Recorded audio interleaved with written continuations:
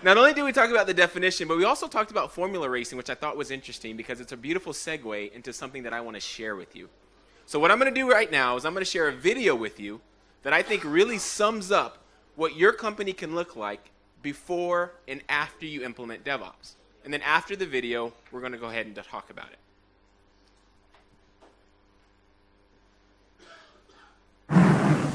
But Holland comes in for a pit stop.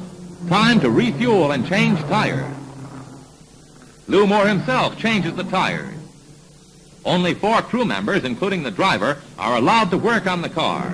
It's a tense time. Holland stays in his seat, anxious to get away. Let's watch.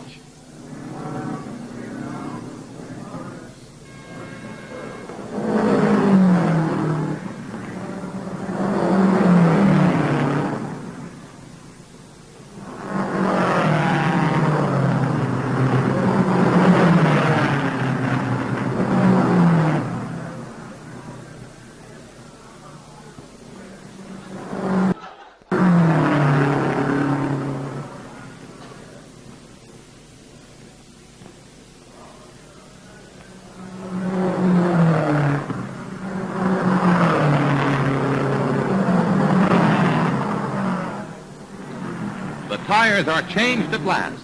A crewman polishes the windshield as Holland moves away just 67 seconds after he stopped.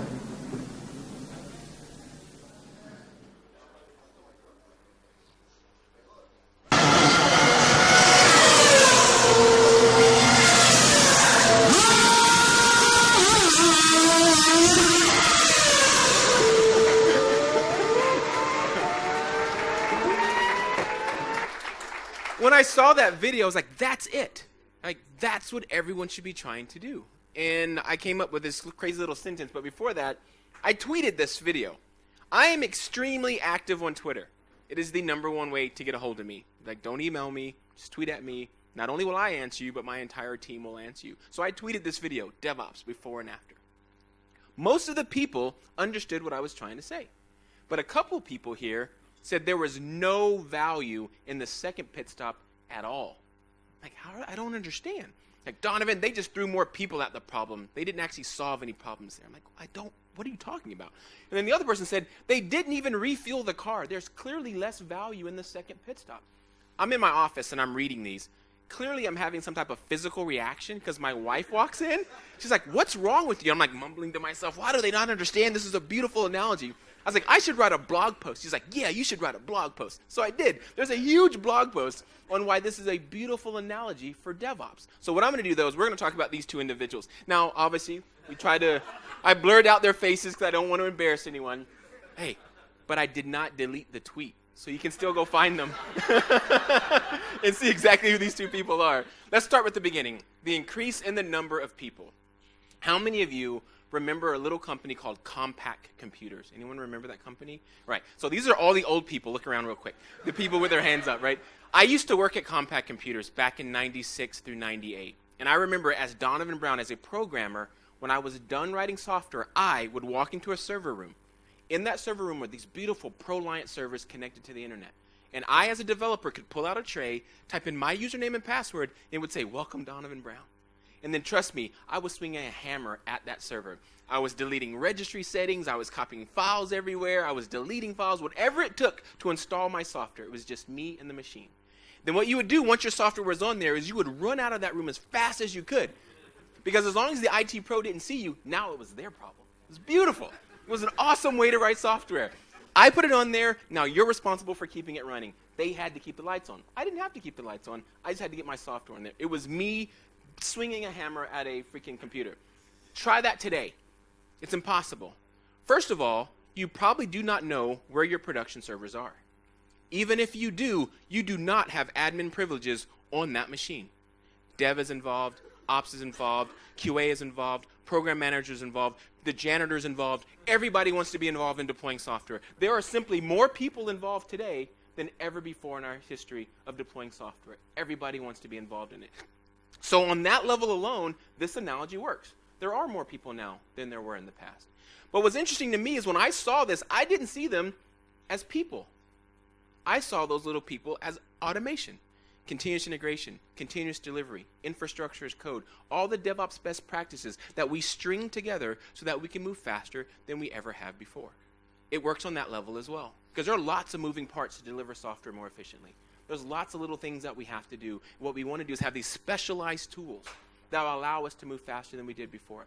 The more I look at this, the more I see different things that parallel with it. How many of you have tried to deploy software using a DevOps pipeline? Anyone try that before? I would guess that the first time you tried it, it didn't work, did it? Right? You're all laughing because it's true. And what's the first thing you thought of? How can I roll this back?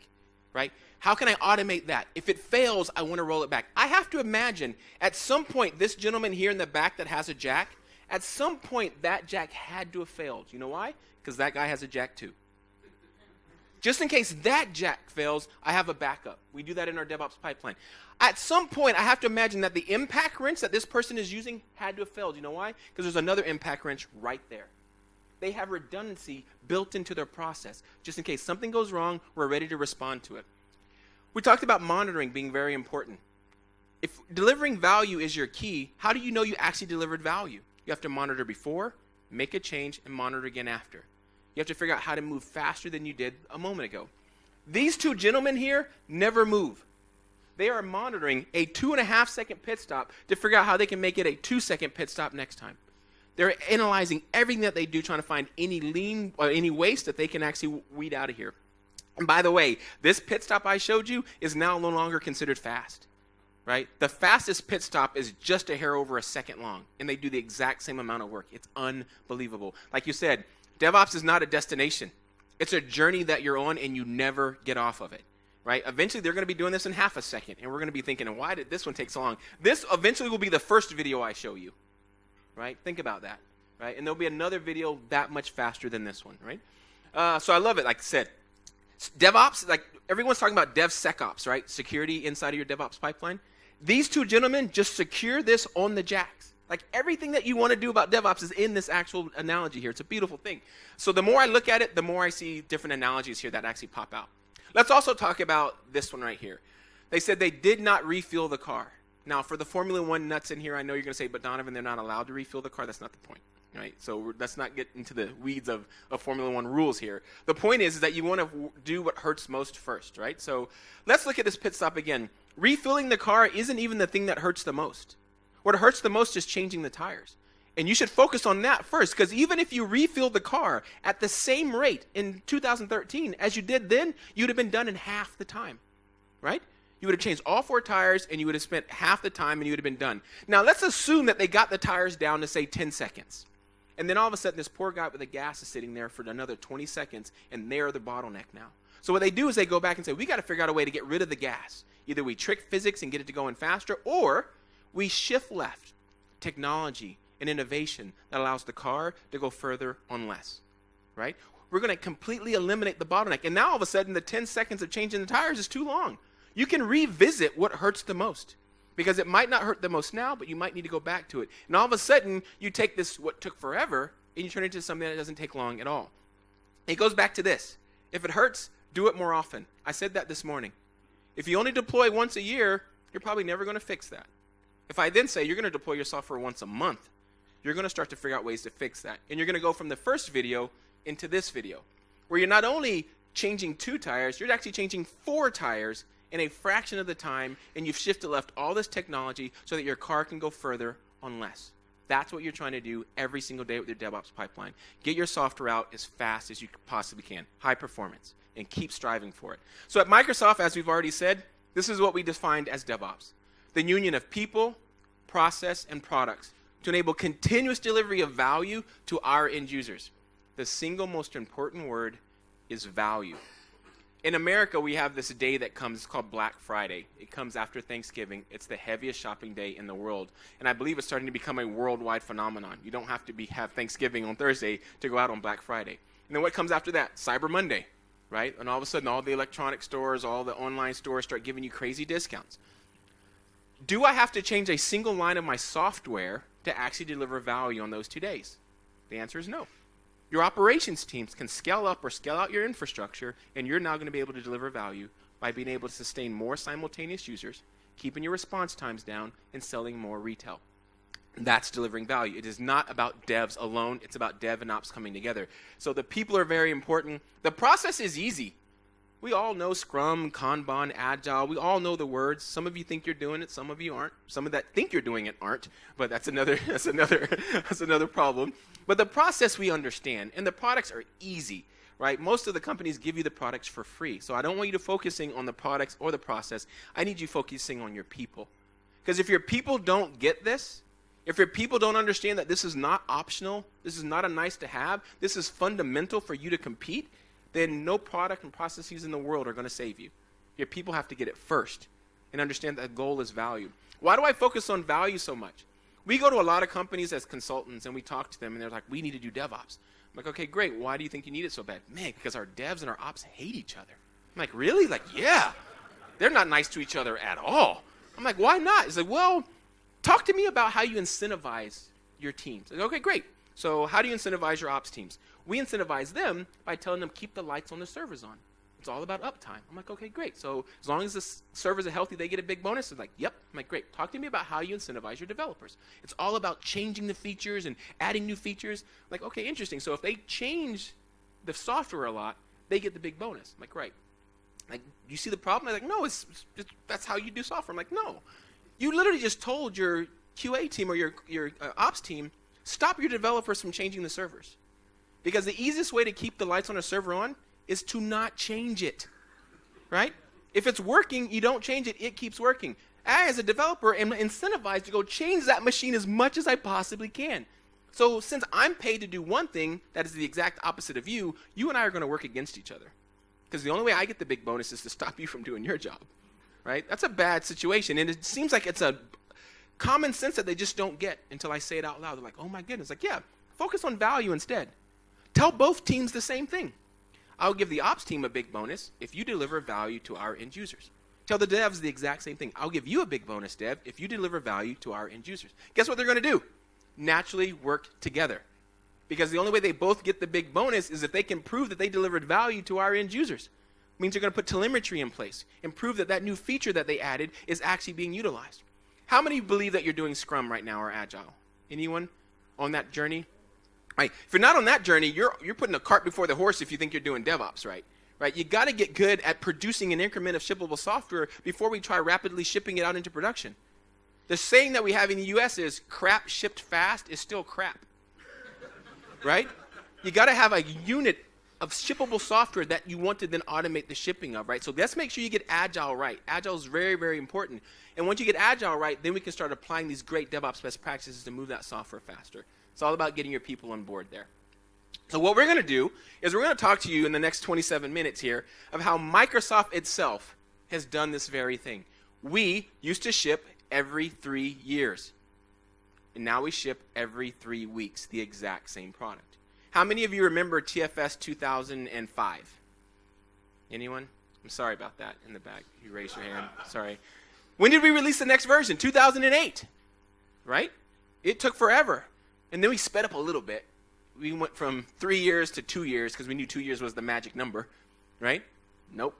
Then we said 2 years is too long, maybe 1 year. If we only were gone for 1 year, it'll work. Nope. And we realized we had to ship every 3 weeks to start being productive. A lot of this started with this man here.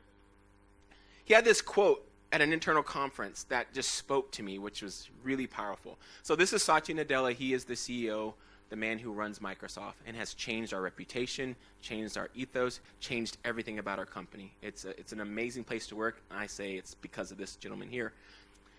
When I joined Microsoft, I was a seller. I went and I sold Team Foundation Server to our customers. I was what they call a technical seller. So I wouldn't talk to you about licensing. I wouldn't talk to you about all that stuff. What would happen is a salesperson would come in, convince you that TFS was the greatest software in the world, and as you start to write that big check, you start to say, hey, is it really this good? And then they would fly me in. And then I would do this amazing demo, proving that everything that the salesman said is actually true. You can do everything that they said. And then he's like, okay, Donovan's proved us, and then you'd write the check. No matter how good the demo went, under the table, if you looked at my leg, I was trembling like crazy, right? Why? Because they could ask me questions afterwards. And the one question I was terrified they would ask me was, So how does Microsoft use TFS? We were not using TFS.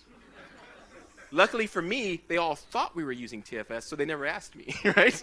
But the dirty little secret was we were writing software we weren't using. And Satya Nadella stood up at a conference and said, we have to stop living this fake life where we would write software for others that we would not use ourselves. And it hit me like a ton of bricks. I thought, man, if you can make this true, selling TFS is going to be really easy. Because instead of me being worried that you're going to ask me if we use it, I'm going to lead with the fact that we use this, right? Because that's going to be a great selling point that a company as big as Microsoft can actually use this product to write their software. Well, I'm happy to say Microsoft is now using Azure DevOps as its primary engineering system. We call it one engineering system.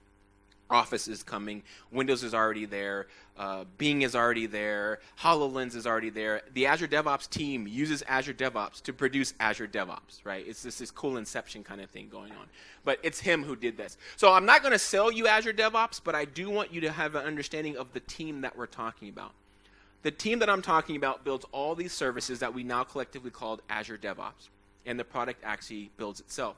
Internally at Microsoft, we use it. So when Satya said, Microsoft, you have to use it as well, you'd be surprised how good it got really, really fast, right? It's called dog fooding in the United States. Like you eat your own dog food. And TFS, if you notice, from 2012 to 2015 got really, really good, right? You could scale. You could have clustered databases in the back end. Why? Because Office and Windows were coming, right? Windows has the largest Git repository on planet Earth.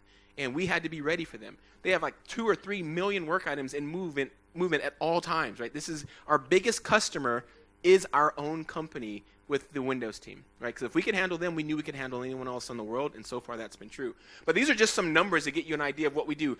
These are just internal Microsoft numbers. These are not our customers. These are just inside of Microsoft. We do 160,000 deployments a day inside of Microsoft, right? Just imagine what the rest of our customers are doing. We have 6.3 million builds a month, and that's going up like crazy because our hosted build machines are getting more efficient, right? It's just an amazing ecosystem which you can work on. And we're going to talk to you about the teams that actually build this. So again, we know about 2005.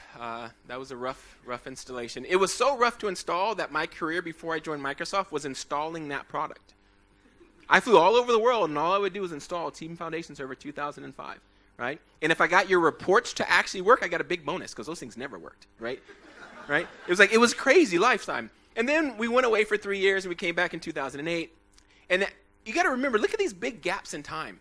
This is where GitHub becomes popular, Jira becomes popular, Jenkins becomes popular because Microsoft would put their head in the sand, look at their little crystal ball, and 3 years from now think we knew exactly what our customers would need. When we finally pulled our heads out of the sand and delivered our software, we were just further behind than everyone else in the industry. And we realized we had to start moving faster. Now, you might be thinking, man, you made a big mistake in 2013, but in actuality, we started shipping every 3 months. We still do that to this very day because Azure DevOps is actually 2 separate products. One we host for you in the cloud that we ship every 3 weeks, and one that you host yourself on your own servers that we ship to you every 3 months. And we haven't missed a date yet, right? Now, it took a lot of changing. The people had to change, our processes had to change, and the products, our own products, had to change to allow us to do that. So we started sprinting in about 2010, and we sprint one after the other every 3 weeks, and we're up to, I think, sprint 150-something, 160-something. We just keep on going forever. One of the things I want to stop and talk about real quick when you're doing Agile like this and you're just doing this every 3 weeks, it can become monotonous, and what you have to do is take time to stop and celebrate your wins. We have a building on Microsoft campus called Building 18, which is where the Azure DevOps team used to sit. They're in 16 now. And every once in a while, you'd walk in there, and there would just be cake and ice cream and pizzas, and we'd be throwing a party just to say thank you for your teams who had been sprinting every 3 weeks for the last year and a half and felt like it was a death march sometimes, right? So you got to make time to celebrate your wins. Otherwise, it just starts to feel like you're never ending on a treadmill. So make sure you do that. But we never stop. We ship every 3 weeks with the exception of Christmas. So we're not crazy. You never ship over Christmas because everyone's on vacation, and if should something go wrong, no one's going to be there to fix it. So what we do is we ship every 3 weeks except the week of Christmas, and then after the new year, we ship a shipment that actually has 2 weeks or 2 sprints worth of work in it, right? But that's the only exception to that rule. We have an amazing definition of done. So we are a Scrum shop at Microsoft. Let me rephrase that. I keep saying the word Microsoft, but I want to be very clear. What I'm actually talking about is the Azure DevOps team. okay? Because Microsoft is so big that each one of our organizations is at their own stage of development, right? So I don't want you to run off and say the Windows team uses this definition of done. They don't. They have their own. But the Azure DevOps team uses this, and the Azure DevOps team is using 3-week sprints. Now, this is probably one of the most mature definitions of done I've ever seen. It's not done because it's code complete. It's not done because it's tested. It's not even done because it's shipped. It's done when it's sending telemetry back to our system that says this was or was not a good idea. This was or was not a good investment in our time. If you're doing Agile, you should have a product backlog. And at the top of the product backlog should be the most important thing for you to ship. How do you know it's the most important thing? You just take your product owner's word for it, that it's the most important thing. But you don't have to do that anymore. You can actually put telemetry in every one of those features. And that telemetry will start telling you, is this really important or not? And if the telemetry says that's not important, you need to reevaluate the priorities of your backlog. There's no reason to guess anymore. We can tell you what's really important and what's not, what our customers are using and what they're not, and go reevaluate our product backlog. And that's exactly what we do here. If you're new to Scrum, do not start with this definition of done. You will get frustrated. It took us years to get here, 7 or 8 years to get to this point. And hopefully, I want us to change this definition of done one more time that says when it's replaced by another feature. It's not done if it's in production running. Even if it's sending back telemetry, because we're still patching it, we're still fixing it, we're still revving on it, we're still working on it. Technically, it's not done. It's done when you take that piece of code and you delete it and you replace it with something else. That's when that code is actually done, right? But until we get there, I love this definition of done. So let's talk about our team structure. Historically, we were made up of program management team, a development team, and a testing team. So a lot of you are probably built that way today. The program management team were basically your product owners. They would dream up the crazy ideas, go talk to our customers, and decide what it was we were going to ship. We'd have our development team that would take those ideas and turn them into working pieces of software. And we would work up until the deadline. We'd be like 3 or 4 days away from the deadline. Then we should ship all the software to testing and tell them you have 3 or 4 days to test a year's worth of code. And if we don't ship on time, it's all your fault. Right? It was horrible for the testers, right? It's a horrible way of living. And then what happened is Buck Hodges, who's our director of engineering, said, this can't go. This is not a sustainable way of working. And what we noticed is that the amount of time it took the testers to test the code started to increase as the product got bigger, which means our deadlines kept missing and missing and missing. He says, what's going on here? I don't understand. We had automation engineers here. So these are programmers writing automation to test our application. So they're clearly programmers, but they wouldn't fix the software when they got it. If it was broken, they would write the test, and they'd say, it's someone else's problem to fix it. He said, nah, that's ridiculous. You're an engineer. You should go fix the code. And like, nope, that's not our job. He says, well, we're going to make it your job. Matter of fact, we're going to make the testers engineers, and then we're going to make the developers testers. We're going to merge you guys together because you need to be designing software into the product, not trying to bolt it on afterwards. Because that's what we would do as developers. I was a developer for 20 years before I joined Microsoft. I would write software with no intention of testing it. Right? Because there was another team for that. And then what would happen is they would say, Donovan, it's time for a code freeze. What code freeze meant was, Donovan, please stop typing. Because if you keep typing, you're going to keep writing bugs. So what we're going to do, Donovan, is we're going to distract you with pizza and ice cream, throw a little party for you, and we're going to take all the code and we're going to give it to the QA people, and they're going to start counting all your bugs. And then as soon as I'm done with my party and I'm all happy, I start to cry because there's these bugs just come pouring down across my shoulders, right? And now it's my turn to go bug bash these before we can ship our product. It was a miserable way of writing software. So Buck Hodges said, done with that. What we're going to do is we're going to take our testers and our developers and we're going to create something called an engineer. You are now responsible for quality from time zero. Guess what that does for a developer? It makes me write unit tests. It makes me understand how our customers actually use our software. A developer is the worst tester of their own software. Because we use the software the way it was designed to be used. We put letters where letters are supposed to go and numbers where numbers are supposed to go. Testers don't do that, right? Testers put letters where numbers are supposed to go and numbers where letters are supposed to go. So when I try to cast Donovan as an int because it's supposed to be your age, I get an unhandled exception and all hell breaks loose, right? Bad stuff. So what we did is we said we're going to combine these two disciplines to make sure each side thinks more like the other. And we also have people pair program, which is kind of cool as well. I remember one, I'll tell you a quick anecdote. I was in one of our engineering rooms, and even though we tried to merge them, it's very difficult, again, to test your own software. So what one engineer did is we have our teams vertically aligned. He said, okay, I think I'm done. And he called over one of his peers. She literally rolled her chair in front of his desk, looked at his code, then went to the UI and just beat his code to death for him, right? Trying her best to break it. It's hard to break your own code. It is so much fun to break your friend's code, right? So she was trying her best, and she just couldn't break it. And they like, that's how I know it's ready, right? You don't just rely on yourself. You rely on your teammates. It was awesome to see that actually happen in real life. So that's what we did. And then we also brought our ops team into the fold as well, right? They're no longer this afterthought, this person that we blame for the software not working. We now bring them inside of our organization. What we do from here is we build what we call a feature team. A feature team is just a Scrum team. It's about 12 people total. The program manager is the product owner still. The engineering team are the people who turn the ideas into working pieces of software and test it. And the ops team are the people who help us deploy it and also help us maintain it. I say help us because if you wrote it, you run it. The developer whose code is running in production is the developer who wakes up when that code stops running in production. Gone are the days where I get to run out of the server room and I get to sleep all night and some poor person fights a fire. That pager goes off. Donovan Brown is the person who has to wake up and start fixing that problem in production along with my operations person. Imagine what that does to your quality. It goes through the roof. Because if I didn't do a cast properly, I'm going to go look in my code once I figured out that's what broke it and find every other place I try to cast to an int and make sure I test appropriately there. My code becomes more powerful and more bulletproof because I want to sleep at night. Right? When I have to pay the consequences for my bad decisions, I start making better decisions. Right? And that's exactly what we do here. If you wrote it, you run it. And we make sure that they're completely intact with our customers. Like I said, Twitter, I have a cool anecdote. A person tweeted at me, said, Donovan, last night everything was working great. I didn't change anything. This morning, my builds aren't working. It's like, interesting. He was using this thing called app service. No, it was called mobile server back then, mobile service. Now it's called app service. I said, hold on, I know the PM that owns that. So I added the PM to that tweet. I'm like, hey, what's going on, Thomas? This gentleman says his build was working. Now it's not working. Thomas says, let me go investigate. 3 hours later, Thomas says, go try your build again. We had actually taken a tweet, gone in and made a hot fix, and pushed it out in less than 3 hours and had that customer back up and running because they reached out to us on Twitter, right? So you can actually connect to us any way that you want to.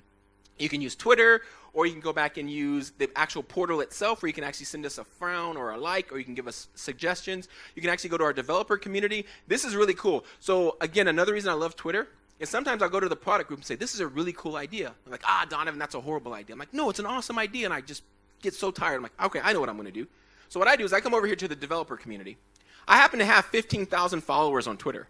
So I say, hey, guys, this is a cool idea. And they all go vote on it. And the next thing you know, boom, it's in the product, right? So I encourage you to use Twitter to your advantage, right? The product team hates the fact that I have that many followers because I can get any product feature I want into the product. So I don't even ask them anymore. I just put it on here, get everyone to vote it up, and it's in the product. It's freaking awesome.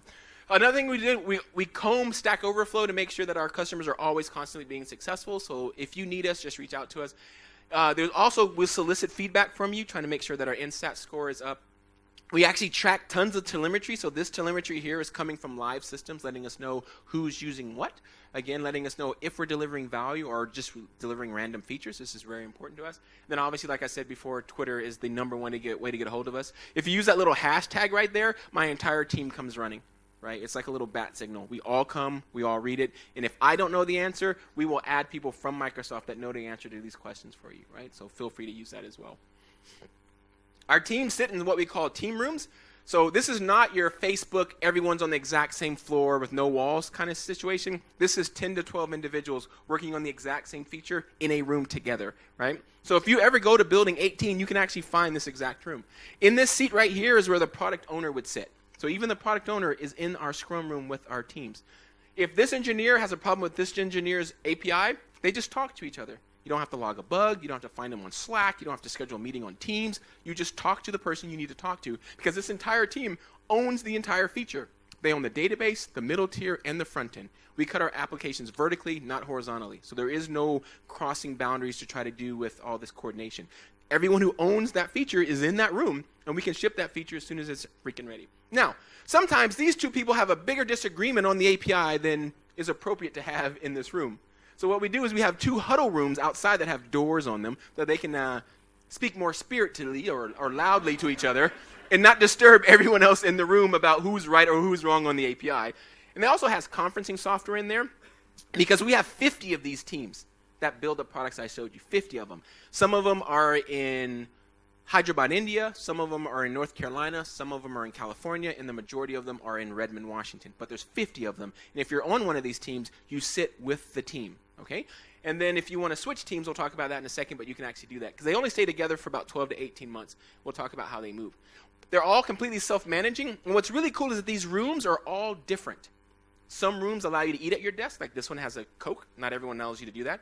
This person is also wearing headphones. Not all the rooms let you do that either. Every room had their own culture and their own rules. The room I was in was very interesting. I remember the first day I went in there, I was trying to roll my desk in there because you have to roll your desk in there and be part of the team. And my desk is just like bumping up and down on stuff. I don't understand what this is. And I look down, and the floor is just covered with these items. I'm like, what is this? So I bend down, and I pick one of them up. And then I was like, this looks like a Nerf bullet. Do you guys have Nerf guns here? They're all over the floor.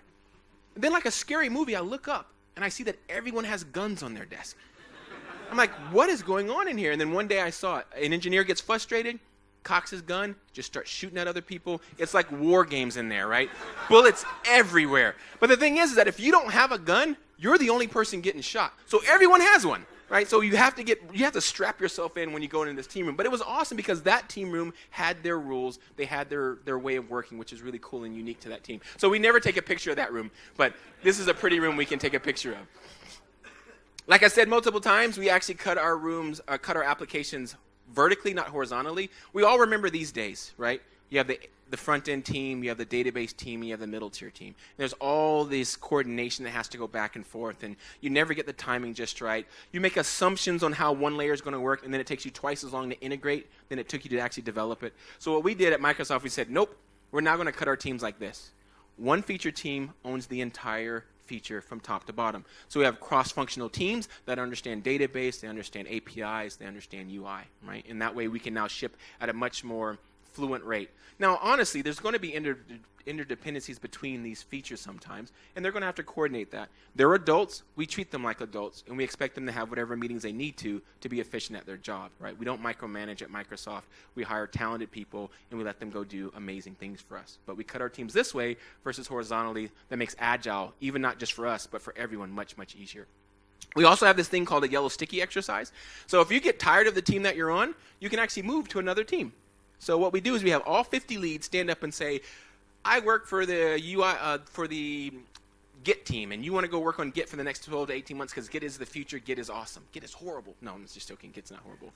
It is sometimes, but it's not always horrible. Or I work on the work item tracking team, and the work item tracking is going to be awesome for the next 12 to 18 months. This is where you want to go work. And then what the teams get to do is they get to put their first, second, and third choices on these yellow stickies, and then they get to go to the team that they want to go to. We found out that 80% of the people go back to their original team.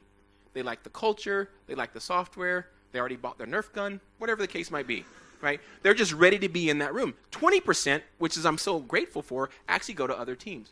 And that's really, really powerful for us. You have these diverse perspectives, these different experiences, all meshing together to build a really rich platform for us to build software on. So I love the 20% that are brave enough to go to another team and figure out how the rest of the world actually works because it makes us stronger as a company. But when you move, you literally move rooms and you go live with that team for the next 12 to 18 months, which is kind of unique for us at Microsoft. We run 3-week sprints. Do not start running 3-week sprints because we run 3-week sprints. You need to go and do some soul searching and some external evaluation to figure out what your sprint length should be. I've run sprints as short as 1 week, and I've run sprints as long as 4 weeks. Never longer than 4 weeks. If you go longer than 4 weeks, you're just faking it, right? You're just a scrumathal or a water scrum or whatever you want to call it, but you're not scrum anymore, right? It has to be time boxed the same way. 1 week sprints, why did I run that? Because I was working for a stock company. Right? You can't make a 4-week bet in the stock market, especially now. It's so volatile. Yesterday I was rich, today I'm poor, right? That's how fast the stock market moves. So we were having 1-week sprints so that we could inspect and adopt as fast as we possibly could. I had a 4-week sprint because I was working with medical physicians who were practicing doctors, and they were not going to give up more than one time a month for them to come and look at our software run. So we had 4-week sprints. So I asked Microsoft, how in the world did we get to 3 weeks? Because I wasn't there when they picked 3 weeks. They said, we call it the Goldilocks syndrome. Goldilocks. Have you heard the fairy tale Goldilocks, the child story? It says, yeah, Donovan, we tried 2 weeks and it felt too small. We tried 4 weeks and it felt too big. When we got to 3 weeks, it felt just right. Right? It just like the amount of ceremony that you have to the amount of development that you're able to do, 3 weeks was that sweet spot for us, and we've been running at 3 weeks ever since, right? So it basically breaks down like this. Our 3-week sprint, we do a sprint plan email. Well, this is how we used to do it. I want to talk about the old and the new, which goes back to the point that you're never done. We used to send an email at the beginning of every sprint that said, this is what our team intends to do. Then 3 weeks later, you would get another email that said, this is what our team was able to do, and here's a video showing you the sprint review, had you been able to send in it, which you can't because at that time I think there was only 30 of us. Now that we're 50 of us, that's 100 emails that you get on the exact same day, right? Because our sprints start and stop on the same day. It became too much. That idea did not scale. When we were 20 teams, it wasn't that bad. When you're 50 teams, it's unbearably bad. So what we did is we upraised this to where now we only get 1 email every 3 weeks from a collection of teams. Because you can think like 5 or 6 teams all have the exact same manager. That manager is the person who now writes this email. So now we get a fraction of the emails we did before, but we get the same amount of information. It's a much denser email, but we still get all the same information. We get it in a far fewer emails. But I like this idea of being able to continuously improve your process. At one point, we didn't have email at all. Then email was working great. Then we had too much email, so then we refactored it and we came up to still using email, but at a much smaller volume and much higher density, which is kind of cool as well. So never think that you're done. It's always trying to find ways to go faster, and this is a way that we've been able to automate and streamline the way that we keep communication. Because now teams can read these and say, hey, I rely on a team that's in India, but I don't see the work item that I need done so that we can ship our product. Let me go have a conversation with them because I can now see what they're working on and what they've gotten done. The way we do planning, we have 3-week sprints, and then we also have quarterly sprints because we switched to OKRs, which are objectives and key results. We have 6-month semesters, which land on our big major events. Like Build was a big conference we used to have all the time, and then we also had Ignite. And then these seasons would land at those events, and we would know what we wanted to announce at those events. So Scott Guthrie's going to get on stage, announce this very cool feature. That's how we would decide what our seasons were. But we did a big, long, year-long strategy of where do we believe we need to be a year from now. We constantly reevaluate where we need to be a year from now every 3 months. Because a lot's changed in 3 months in our industry, and where we thought we wanted to be 3 months ago, a year from then, is no longer the same. So let's go ahead and reevaluate everything that we know about our industry, and let's decide where we want to be a year from this very point, and then adjust our processes accordingly. Right? So it's a very agile way of doing our planning, but we do plan out at least a year in advance. Quality is another thing that was really important for us. This is what I was talking about before. You get to code complete. You then throw the code over the wall, they test it, this mountain of technical debt comes back to you because you weren't writing tests, and then you basically have to go back in and figure out how you're going to pay down that technical debt. What we wanted to do is have something that looked more like this. We wanted to know exactly how much technical debt we had at any time and start paying it down as soon as it got too expensive. To do that means you have to start testing earlier and writing unit tests so that you can actually see the test fail and start counting how much technical debt that you have. And what we did is we basically came up with this rule.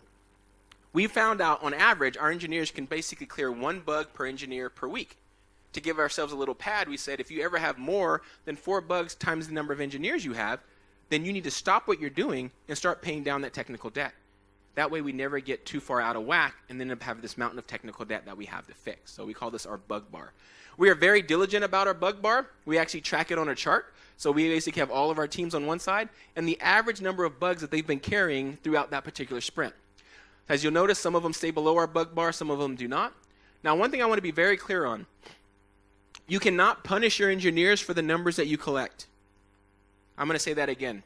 You cannot punish your engineers for the numbers that you collect. Your engineers are extremely smart people. If I get in trouble because this number is a 6, this number will never be a 6 again, even if it's supposed to be a 6.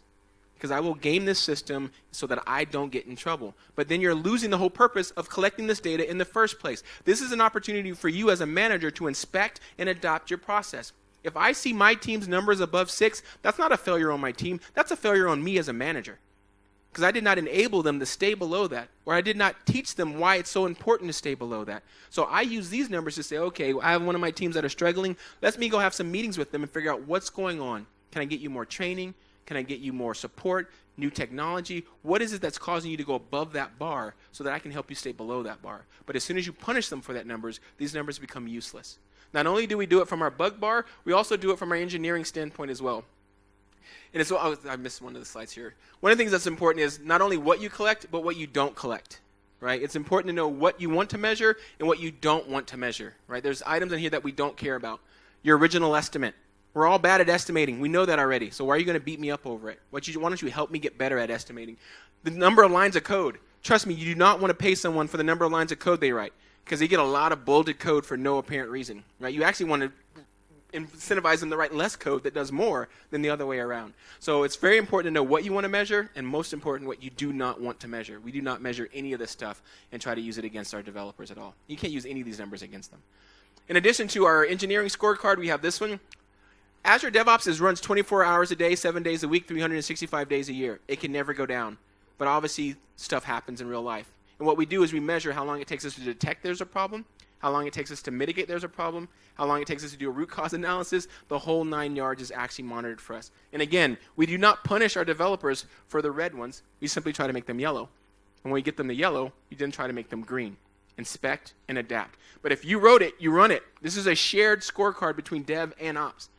When a problem happens in production, the developer and the operations people get on a bridge, because they are on call, and start troubleshooting this problem for you. We use things called feature flags, which allows us to mitigate really, really fast.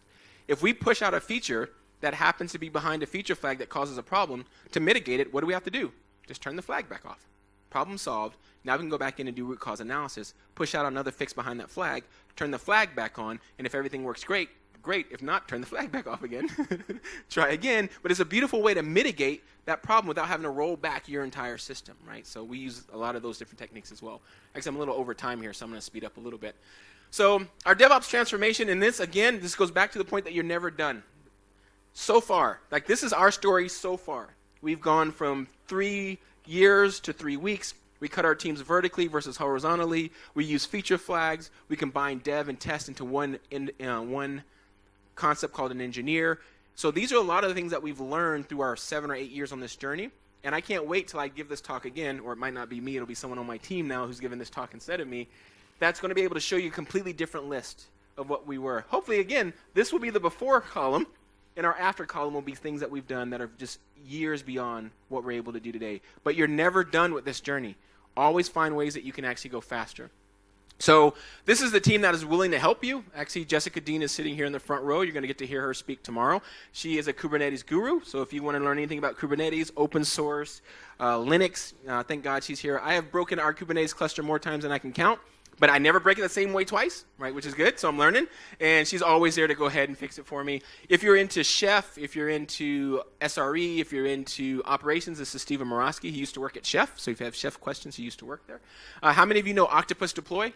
Anyone ever use Octopus Deploy as a product? So you might know Damian Brady. He comes from Octopus Deploy. He was their #1 evangelist. I liked him so much, I said, you have to come work at Microsoft. And luckily, he said yes. And now he works for us. And then obviously, you have Abel Wang, who was hands down the best developer I've ever met, and now runs our entire DevOps team for me, right? So he just became a manager and has actually a lot of these people now report to him. So we have a really great way of doing DevOps for you earlier. I mentioned that this hashtag is sort of like a bat signal, and I mean it. If you actually use that hashtag, what happens is it sends up this alert. All right? And our entire team reads that and actually adds people to that tweet so that we can come back in and help you. And we take this extremely, extremely seriously. If you put that hashtag, our teams will read it. There is no need to test it. Right? I always get someone saying, I wonder if the league is going to read this hashtag. The league, like, yeah, we read it. Ha ha, not funny, right? Ask us questions, and we will be happily answer those questions for you. But what's also cool about this hashtag is my team is not the only people that watch it. The Azure DevOps team watches it. Several people on the Azure team watch it. And you're going to get answers from the entire Microsoft community by simply using that hashtag. So I encourage you to use it when you have questions.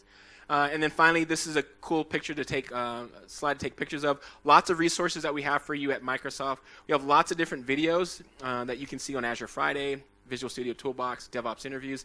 This is basic. DevOps Interviews is an interesting one. If you like the tidbits I talked about today, I sit down with people for 45 minutes and talk about one of the things I talked about today. How we do self-forming teams, how we do release notes, how we pick 3-week sprints, how we do feature flags, how we do rugged DevOps. There are literally entire shows longer than this talk just on each one of those subjects on DevOps Interviews. So anything that has this gentleman here, his name is Manil Shah.